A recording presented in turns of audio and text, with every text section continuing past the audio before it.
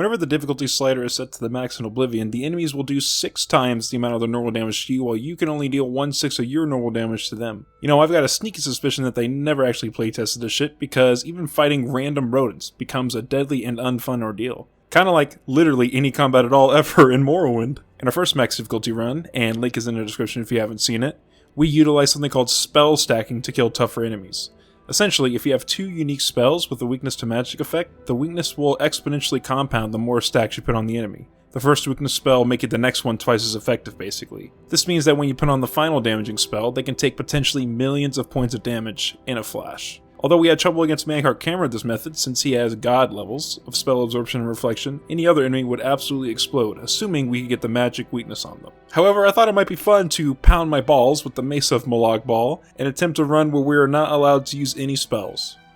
At all. Here are the rules. Rule number 1, play with the difficulty maxed, obviously. We ain't no little bitches here, so it will stay at the maximum setting at all times and won't be moved for any reason, no matter how close we are to drowning in our own tears. Rule number 2, no spells are allowed. Obviously this includes spells that you can learn or purchase, but this also includes any scrolls, staffs, or powers you can get from Doomstones. However, we are allowed to use our racial power, just not our birth science power. I decided to allow using the race power, honestly just to make getting around just a little quicker, and I also wanted something in my spell slot that I could legally cast without breaking the rules, just, you know, in case I fat fingered a C button or something. Oh yeah, and actually, it doesn't cost magicka to cast, therefore it isn't a spell. Rule number 3, obviously without spells we can't use summons, but NPC followers will be allowed, because we kinda need them and we're forced to have them all the time during the main quest anyway. Rule number 4, no glitches, so no item duplication, no stacking 8 stacks of skooma for absolutely ridiculous speed, all that jazz, you know the drill. We will be using a couple of exploits that take advantage of game mechanics, but nothing too drastic. And rule number 5, complete the main quest. The challenge is concluded when Martin evolves into Charizard and bites the shit out of Mehrunes Dagon at the Temple of the One. As usual, we'll be doing other shit, but our main goal is to complete the main quest line. For our race, we'll be going with the Red Guard today. I do technically think that Breton would have still been the better choice, specifically for the final fight against Mankart Cameron, just for the 50% magicka resistance that Bretons have. Here's a fun fact for you.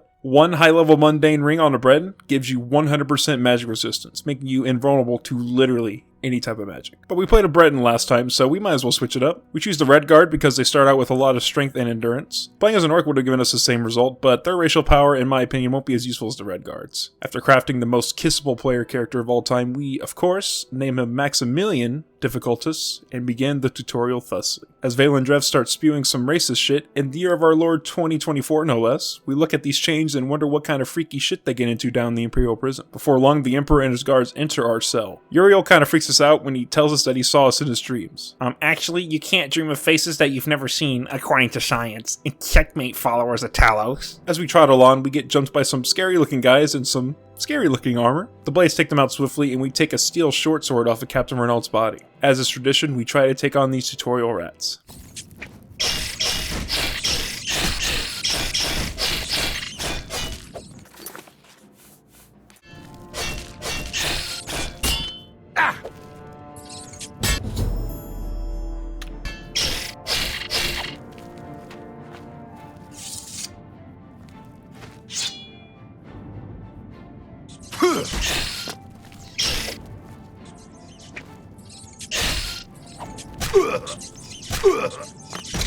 Yeah, so that kind of fucking sucked. They are surprisingly killable, but they do so much damage that we decided it isn't worth it, and instead we cast our racial power to gain enough speed to just run past all the enemies in this section. On the way, we make sure to grab the mortar and pestle, because we will be crafting potions and poisons.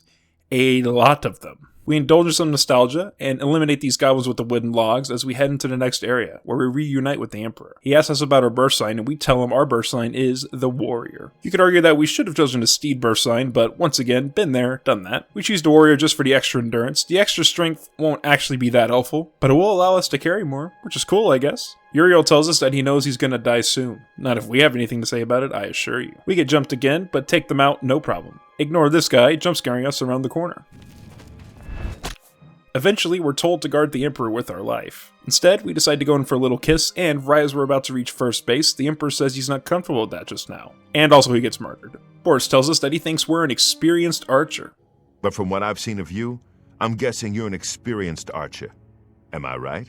This makes sense, considering that we used a bow for the entire tutorial section and we did not run past any enemies at all. For a custom class, I actually legitimately took the time to use an online character planner to plan this all out. Very nerdy, I know. We specialize in combat mainly for the increased armor or skill gain. This time we are going to attempt to be more cognizant of what we're leveling to get the most attribute points that actually matter to us. We'll see how long that lasts. Armor is governed by endurance and is a non-combat skill that has to be triggered on purpose, making it perfect for us to grind out points in endurance. For our major skills, a majority of these will not matter at all. In fact, due to Oblivion's absolutely horrible leveling system so bad that it has its own lengthy wiki page about just how bad it is, and a leveling system where it's literally a strat to just not level up? Man, I just need to make a whole video about the leveling system at some point. I digress. Basically, we're putting mostly skills we won't be using just to avoid leveling up when we aren't ready. I won't go into detail now, but I'll leave a link to the wiki page on the leveling problem in the description if you're interested. There's also plenty of fantastic videos about the subject as well. The one skill we will be using is armor. We obviously want to keep our weapons repaired, but as for repairing armor, we die in so few hits that we will probably rarely, if ever, need to repair our armor. We also want the endurance points on level up that armor gives us, as I described before. Quick fun fact about armor on the maximum difficulty. If you have the highest possible shield rating of 85%, meaning you negate 85% of physical damage dealt to you, it's the equivalent of using the 10% shield spell that you start out with if you take alteration on the default difficulty. The more you know. The other important skill is actually destruction. Now this may seem quite interesting to you, but I promise there is a reason here that we take destruction besides just casting spells. You'll see soon enough. Other major skills are heavy armor, blunt, hand-to-hand, mercantile, and sneak. We will be grinding sneak for agility since besides endurance and speed, it's the only remotely useful attribute to us. I did say we'll be making a lot of potions, but we actually don't put alchemy as a major skill since it gives us points in intelligence on level up that we obviously do not care about. All the other skills here we won't be using at all except for mercantile, so maybe I shouldn't have put mercantile here. With that out of the way, we book it to the sewer entrance, make our save in front of the sewer gate, and ignore the main quest entirely. There will be a lot of setup on this one, including completing half of a different quest line. Bet you can't guess which one it is. Bet you also can't guess what we're going to do first. That's right, we head to the arena lockbox and yoink the 500 gold out of the chest. Next, we head to the Mystic Emporium to buy the weakness to poison spell. Do we give up on the challenge? Do we use spells and just not add the footage to the edit? Of course not. We take the weakness to poison so we can enchant weapons with it. We took destruction as a major skill to have a high enough level to be able to use it at the enchanting altar, since it is an apprentice level spell. I never said anything about enchantments, just spells. Technically this would be possible without enchantments, but it's hard enough as it is. Trust me. No, really, look how hard it is to defeat this wolf.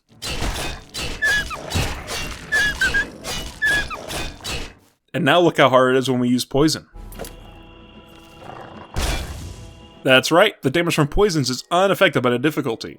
This will be our bread and butter way of killing anything ourselves. Eventually we're going to be crafting a shitload of damage health poisons. We head over to Fort Farragut and enter this trapdoor inside of a tree stump. And inside of this locked barrel are 10 poisoned apples that sell for an astounding 300 gold apiece. If we fast travel away, wait for 3 days, and then come back, the apples will respawn. This is how we're going to be funding our adventure. I know about the Dorian trick where you can pickpocket his gold and it never gets removed from his inventory, but that seems a little too easy, glitch or not. But do let me know what you think. We get this interesting loading screen that says, people like you less when you ma. Honestly dude, I thought I was the only one. I hate being mod. After collecting 90 poisoned apples, we head to the Gilded Carafe and sell off our poisoned apples for a very nice sum of cash. While we're here, we buy any ingredient that gives the damage health effect.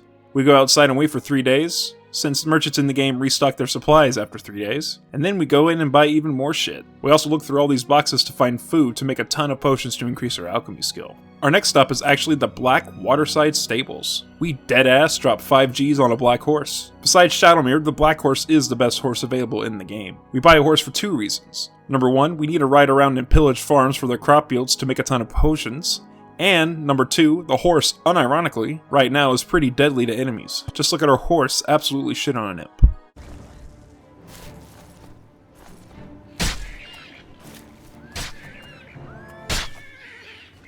We accidentally get immersed in the world and start traveling around for absolutely no reason, taking in the beautiful sights and the gorgeous musical score. Eventually though, we get back on track and head to Skingrad to join the Mages Guild. That's right, who would have thunk it? We're doing the recommendation quests. Again. Our power wears off and we bust our luscious lips on the floor as we go talk to Adrienne to join the Mages Guild and pick up our first recommendation quest. Earthor is in some deep shit over at Bleak Flats Cave and we gotta go help him. Only one problem. Undead are completely immune to poison, unless you put a weakness to poison effect on them. We would have to fight the zombies fair and square, which, as you can imagine, would be very, very difficult and tedious.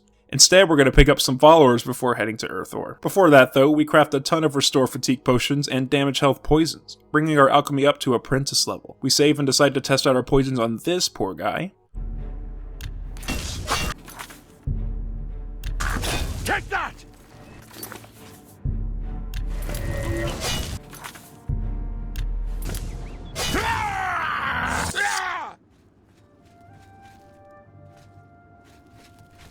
Stop! We also picked up Glarthir's quest, so we do that real quick, handing the note to the guard so we can go into his house and take 800 gold that's sitting in the wicker basket, for some reason. Our next stop is Coral to begin the Separated at Birth quest. Reynold Germain tells us that somebody is besmirching his good name, and apparently, he's never even been to Shadenhall. When we ask around in Shadenhall, we find out about Gilbert Germain, apparently Reynold's long-lost twin brother. We reunite the brothers, and Gilbert Germain tells us about his former homestead of Weatherly that's been abandoned for a very long time. We travel to Weatherly only to discover it's overrun by ogres. I thought we'd get their help in defeating these ogres, but nope, we gotta go all the way back there and do it ourselves. We have just the right amount of damage health poisons to eliminate the ogres. Honestly, if we were any higher level, we might have had to come back with more poisons.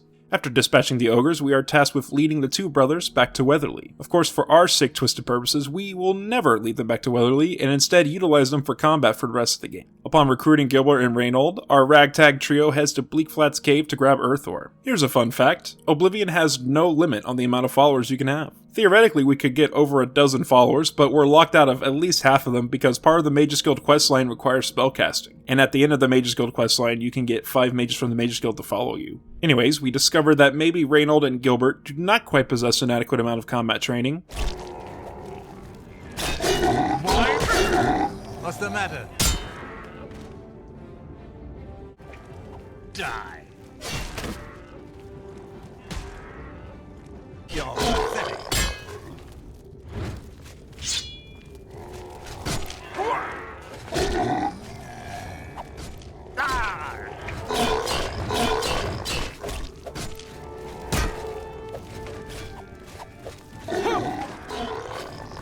Nah, you never take me down.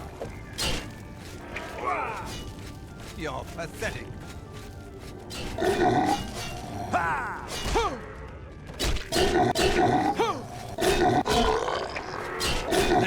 I'm on your side. They legitimately die off cooldown several times. Thankfully, Earthor grows a fucking pair and helps us kill some zombies.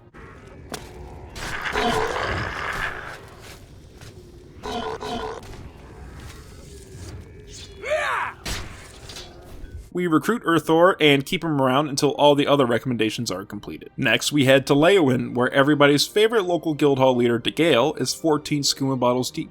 Apparently, we need to retrieve her father's seer stone located inside of Fort Blueblood. We head into Fort Blueblood and pretend that we're helping as our 3 followers take out the enemies. We also decide to unleash our inner Skyrim stealth archer just for fun. We find DeGale's amulet, and unfortunately it seems that Calthar didn't want us to retrieve it, so he tries to kill us. This is what we in the industry call a bad move. That's the best you can do?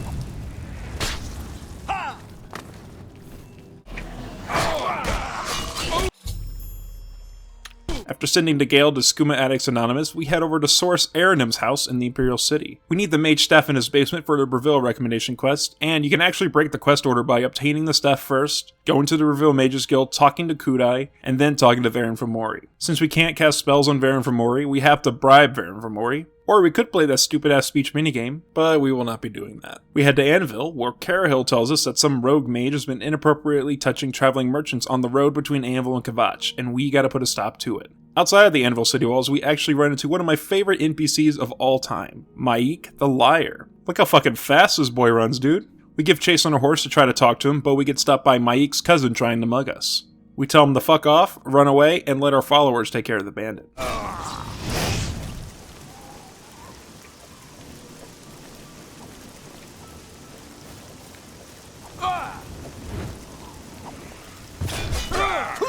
Show me what you've got. I'm just warming up, you pathetic worm. Why won't you die? Ha ha! Do you die? At the Broomacross Inn, after trying to ask around for directions to Shaden Hall, eventually we get to Ariel Gerard. She tells us to rent a room and also that she doesn't know the way to Shaden Hall. No, friend. I'm afraid I don't know the way to Shaden Hall. Well, that's a bummer, but we heed her instructions and spend the night at the inn. The next day we get jumped by an Altmer mage demanding the surrender of our goods. You got a problem with me, you got a problem with us, buddy.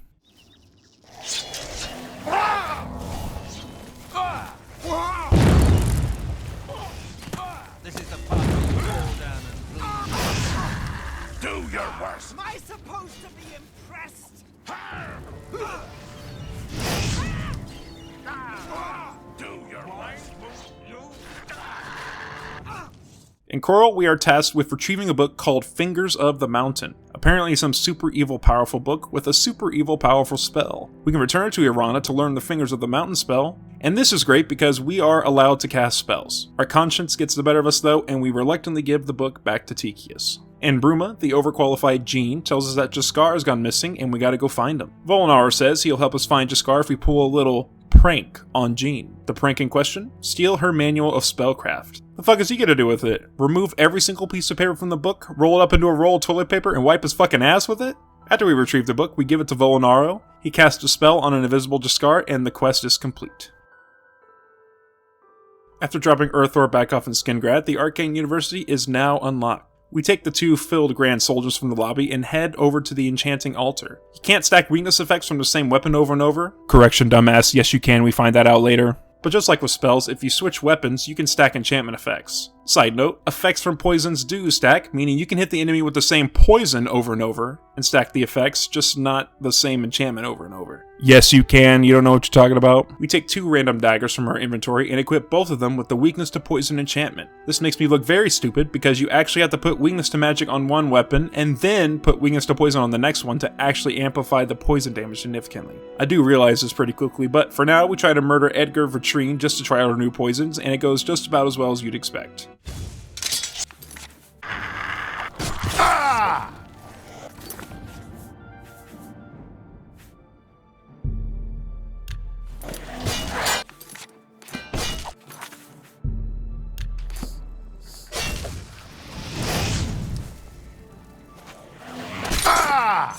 I hope this won't take long. Here's a real kick in the balls. The only spell that could be purchased with the weakness to magic effect is a journeyman level destruction spell, meaning we would have to gain at least 25 levels in destruction, all without casting a spell to even be able to apply it to an enchantment. If I'm being completely honest, this makes me want to put my balls in a blender. The only other way to obtain this is by taking the Apprentice Burst sign, which gives you 100% weakness to magic, allowing it to be used at the Enchanting Altar right from the start of the game. So here are our options at this point. Option 1. Reload our sewer save, take the Apprentice Burst sign, and redo hours of work, redoing all the boring ass recommendation quests, getting all of our followers back, getting all of our alchemy ingredients back, yada yada yada. Since we would have the 100% weakness to magic, we would also be guaranteeing that we'd get absolutely fucked in the final fight with Mankar Cameron. Option number 2. Take 5 force level ups to get our destruction from 25 to 50 with a trainer. You can only train skills 5 times per level, and that's not just with each skill, you can only train 5 times in general per level. With this option, we'd have to throw optimal leveling out the window just to not have this take an insane amount of time, and we would also need to do a decent amount of poison apple farming to be able to afford all the training. Option number 3. Forgo the enchantments and just craft hundreds of damage health poisons. This is not ideal since we would have to survive much longer against opponents to let the poison do the work, and if you fought Mankar Cameron before, you know just how difficult that fight can be even just on the normal difficulty. We could grind our alchemy, because with master level equipment and 100 alchemy skill, you can make some really fucking nutty potions and poisons. Unfortunately though, master level alchemy gear apparently can't even spawn until you're level 17. Apprentice gear can't even spawn until you're level 6 either. Not to mention, the master level gear only spawns in dungeons and cannot be purchased. And of course, the staggering amount of time it would take to grind alchemy to 100 without item duplication. Also, before you comment, yes, I do know about the journeyman alchemy equipment that always spawns into Ducomania's quarters, and no, I'm not going to be doing the Shivering Isles just for that. We would have to craft, now get ready for this, 2,044 potions to level alchemy all the way to 100. Or, alternatively, we could eat 20,435 alchemy ingredients. Clearly though, that's not as fast. Option number 4. Fucking give up. Vote on your phones now. Which option should we take? In the end, we decided to go with option 2, because it seems like the least painful of all the other options, and I really really don't want to redo all the recommendation quests again. So here's how we get our levels in Destruction. We first go to Mark Gillette in the Anvil Mages Guild and purchase 5 levels of Destruction training. Then we go to the Scuba Den in Breville and perform this sneak grinding cheese to get 5 more sneak level ups. After that, we sleep and then level up and repeat the process. You get a level up for every 10 major skill increases, and remember that we took Destruction and Sneak both as major skills. So we get the 5 increases from the training Destruction and 5 increases from grinding Sneak. I was doubting having Sneak as a major skill for a little bit there, but I'm sure as hell glad we have it now. Also, these guys can't even lay down the skooma for even a second, just to talk to us. Overall, not half as bad as I thought it was going to be. Sure as fuck was boring, and we did just make the game that much harder for ourselves, but I really did not want to redo all the recommendation quests again. Here's a fun challenge idea. Can you beat Oblivion without doing the fucking Mages Guild recommendations? Anyways, with that done, we craft our super weapon. A dagger with 100% weakness to poison and 100% weakness to magic for 5 seconds on strike. We aptly name it, Fuck You. This is also where we find out that weakness to magic does indeed stack when it's an enchantment rather than a spell, so we don't have to swap between weapons or anything like that. And also, the order of the effects does matter here. The weakness to magic needs to be at the bottom, or otherwise it won't buff the weakness to poison or the next weakness to magic properly on consecutive hits. We try to kill Delmar here to test our new build, and... Hey, come on!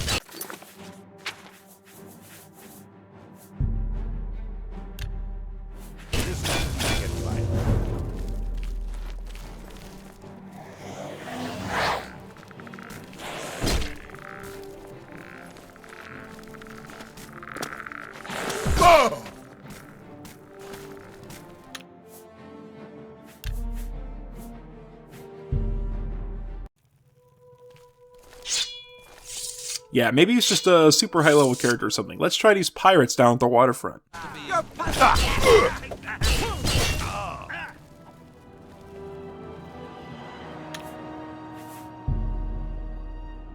thought I was fucking stupid or something, and it turns out, I was indeed.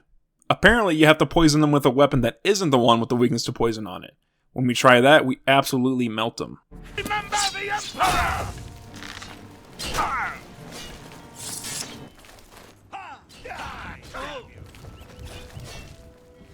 What's the matter?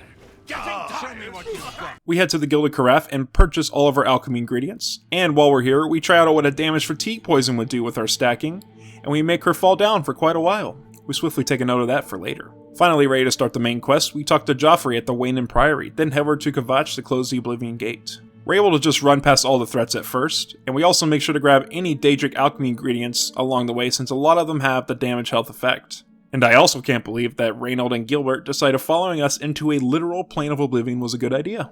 Eventually we get to a required enemy kill.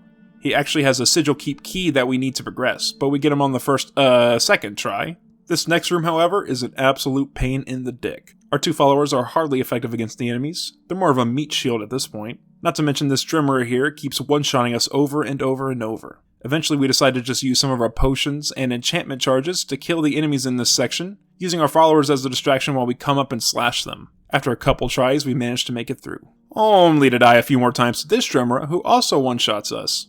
Ain't nothing but a peanut though. We finally get past all the Drummeras and go to the Sigil Stone. We ponder about what effect we should roll for and decide to go with Spell Reflection or Absorption. This is specifically for the fight with Mankar Cameron later, since that little shit just loves to use spells. Any chance to negate his magical damage we might as well take. After the gates close, we don't even pretend like we're helping this time, and we just let the NPCs kill all the Daedra. We pick up Martin and head over to Vindicel. Yeah, you know what's up. We're going to attempt to kill Umbra to give her sword to Clavicus Vial for his Daedric artifact, for later on in the main quest. Inside of Vindicel, all 3 of our followers keep stepping into this trap. We eventually reach Umbra, put our poison weakness on her, and kill her on the first try. Okay, maybe the second try? How about the third try? It takes us a while, but eventually our prefrontal cortex develops to maturity, and we realize it might be a smart idea to poison an arrow to hit her from afar and just run around till she dies. We pick up her sword and equip her armor. Looks pretty swag on this guy, not gonna lie. We immediately take it off though after we realize how slow it makes us. Completely forgetting to return the sword to Clavicus, we head to the Wayne Priory, which is apparently under attack. We do what I like to call the boosted Mercy Maid maneuver and do absolutely nothing while our team carries us. After that, we head over to Cloud Ruler Temple, and as is tradition, I'm just gonna let this wonderful cutscene play. Hail, Dragonborn! Hail, Martin Septim! Hail! Hail! Your Highness, the blades are at your command. Joffrey tells us to rendezvous with Boris at Luther Broad's boarding house. We like bullying nerds, so we bully this nerd reading a book over here. There's a psychopath on the loose. Stay away!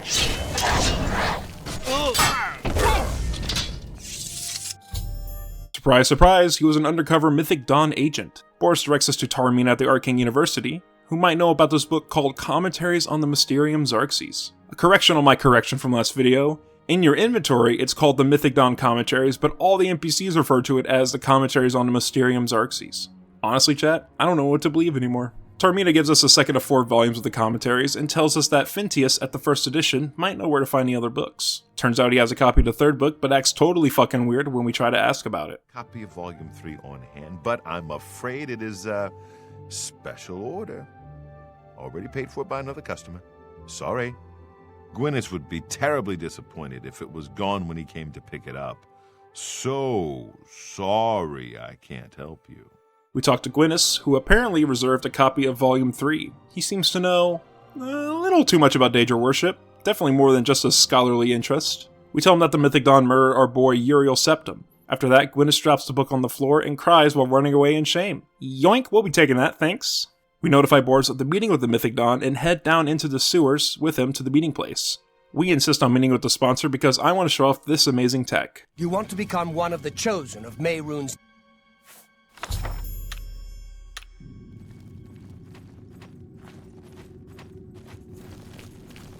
Yeah, so apparently you can just pickpocket the book off of Raven Cameron and then leave without having to fight anybody. The more you know. We already know where to go, so instead of talking to Taormina, we head to the Palace District and interact with this tomb at noon to reveal the location of the secret Mythic Dawn hideout. How nobody ever walking in the Temple District has ever noticed this big glowing map with the coordinates to some super secret headquarters, the world may never fucking know. Obviously, when we arrive at the hideout, we can't just give up all of our possessions because even if we could just run past all the enemies, we'd have to kill Harrow here at some point to get all of our shit back. So instead, we go straight in, realize we were supposed to grab a key, and then we die. Eventually, we just decide to let the 2 brothers deal with the Mythic Dawn cultists. For some reason, they don't have any weapons equipped, but they do actually manage to kill a few enemies. We even pretend to help by punching along with them. When we get to the main chamber, we think we're a speedrunner or something and attempt this swag strat to grab the Mysterium Xerxes and run away, making sure to flex on him by doing some 360s. We perfect our line and actually remember where to go after a few tries and manage to escape the Mythic Dawn hideout. When we exit, we perform a small exploit where you can save and reload to remove enemy aggression, allowing us to fast travel without having to travel a long distance first.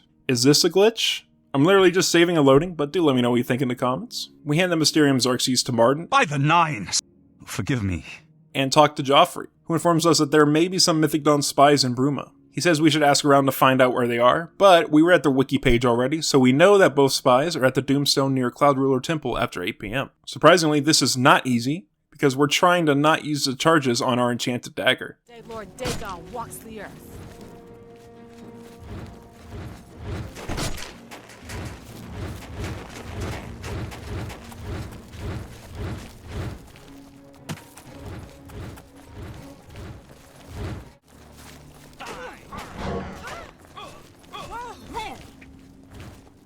In Oblivion.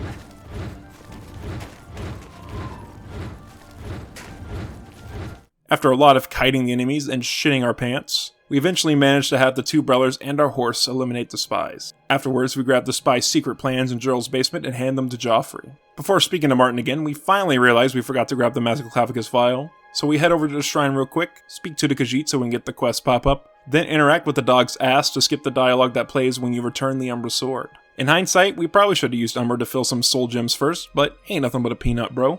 We give the Massive Clavicus vial to Martin. Joffrey then tells us that another gate is opening up near Bruma, and we have to show Captain Bird and his men how to close Oblivion gates. This is my favorite thing of all time to do in Oblivion. Close Oblivion gates that all look the exact same. Oh boy, maybe it'll be Random Oblivion World 2 this time. No, really, that's what it's called. Apparently there are only 7 different Oblivion worlds that you can get, not including the 3 that are required in the main story. These 7 permutations literally just randomly cycle if you decide to close Oblivion gates outside of quests. But I digress. We head into scripted Oblivion World 2 and take a shortcut by swimming across the lava here like an absolute badass. In the main tower, we mostly let our allies take out all the enemies. Captain Bird especially is surprisingly a pretty powerful ally.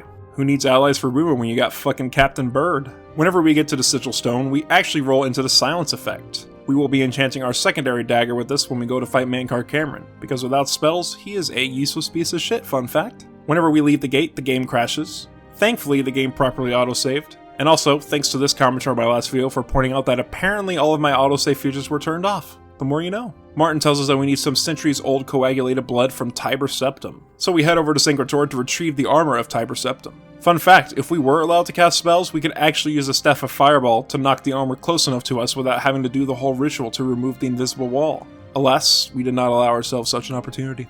Like I said before, undead enemies are technically immune to poison, but if we just get 3 stacks of our enchantment on the undead blades, we can eliminate them pretty quick with 1 poison. Besides a few deaths, Syncrator goes pretty smoothly. You know, the more I play the main quest, the more I remember why people don't usually bother with the main quest line. The other quest lines are much more interesting in my opinion, so maybe sometime we'll do a challenge that involves literally any other quest line than the main quest. Anyways, the blades perform that one puzzle in Resident Evil 4 we have to pull a lever at the same time as Ashley, allowing us to take the armor of Tiber Septim and bounce. We return to Cloud Ruler Temple, and Martin informs us that we need a Great Welkin Stone from the former Ayleid capital of Miskarken. Apparently everyone who tries to venture inside to grab the stones dies a horrible death, but that'll only happen to us a few times. Inside of Miskarken, I finally have learned how to navigate it, so we basically speedrun past all the enemies, grab the Great Welkin Stone, and leave with little trouble. At least only little trouble inside of Miskarken. We can't fast travel when we leave Miskarken, so we run away a little bit, save, reload, and then discover that we still cannot fast travel. We continue doing this until we deadass ride our horse all the way to Bruma from the other side of the map. Even inside of Bruma, we still can't fast travel or wait. Then we remember yet another fun fact. You know how in the Fist Only challenge, the King of Miskarken followed us all the way to the Imperial City? Apparently, this always happens if you leave without killing him. So what we gotta do is we gotta get arrested, pay the gold, and then whenever we spawn at the prison, the King of Miskarken and his 2 goons will spawn there. And we just let the NPCs take care of it. When we finally get back to Cloud Ruler Temple, Martin informs us that we need to open a great gate near Bruma to retrieve a great sigil stone for the final piece in constructing the portal to paradise. We honestly don't even care that this crazy dude wants to open Oblivion Gate and risk the lives of 50 NPCs. Yes, I did count them all. We would rather just do literally anything else than close yet another Oblivion Gate. But whatever. At the Bruma City main gate, everybody cheers Martin on, even though we've been the ones doing all the work while this nerd has just been reading fucking books for weeks straight. At the Great Gate battle, everybody just stands still and does absolutely nothing until the enemy approaches them, leaving poor Reynold and Gilbert to fend off the danger by themselves. Seriously, like half these guys don't even move at all during the fight.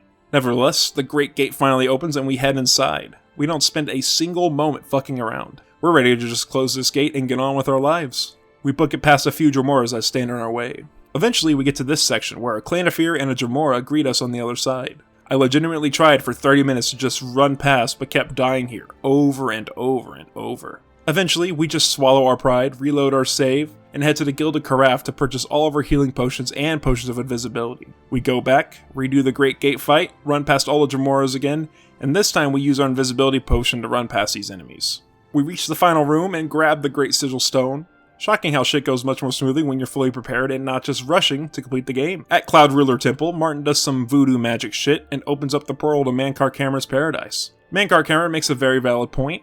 You didn't think you could take me unawares here of all places, in the paradise that I created. Good point, Mr. Cameron, but where else could we even find you? You're literally an essential NPC, dog. We couldn't have killed you at the Mythic Dawn hideout even if we wanted to. Anyways, we get to our best pal, Cathutet, and kill him on the first try.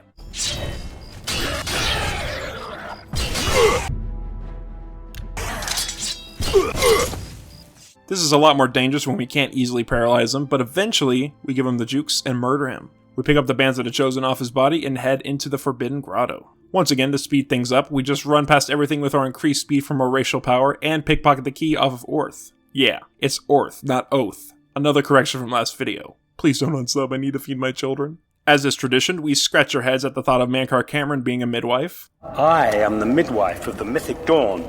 Would you want this fucking guy to help your wife during her pregnancy? Just stick to being a cult leader, little bro. You don't know anything about women's reproductive health. Anyways, before we head into the boss arena, we enchant an amulet with our spell absorption and our second dagger with the silence enchantment. How much does this actually help? Well, let's see. We run in and get him on the first try. I have waited. The cause is already lost. The cause is already lost. Strike me down if you can. The pain redeems me. Lord Pagan will welcome your soul in Oblivion! I was really hoping to actually get this first try to make the whole got on the first try bit have a payoff, but alas, that did not happen. However, surprisingly, we only have to attempt it 3 times before we eventually pull this off. My vision will yet be realized.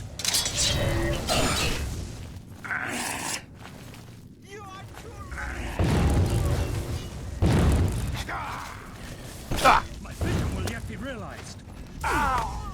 He can still technically negate our enchantments, but we attack so fast with our dagger, so we could just keep trying to apply more and more stacks on him until eventually we have enough. And all we have to do is hit him with 1 poison and he's dead. And all we have to do after that is not die for about 5 seconds while the poison does its work. Honestly, I wish I would have just done this when I attempted max difficulty with Spells Allowed. With that done and dusted, we make absolutely sure that we saved. We don't want to embarrass ourselves again. We head to the Imperial City to bear witness to Martin's coronation. Unfortunately, Mehrunes Dagon has other plans and begins an assault on the Imperial City. We need to escort Martin to the temple, the one so we can light the dragonfire, so we just fucking leave him behind and run real fast to the temple. Just out of curiosity, we try to kill Mehrunes Dagon with our poison stack.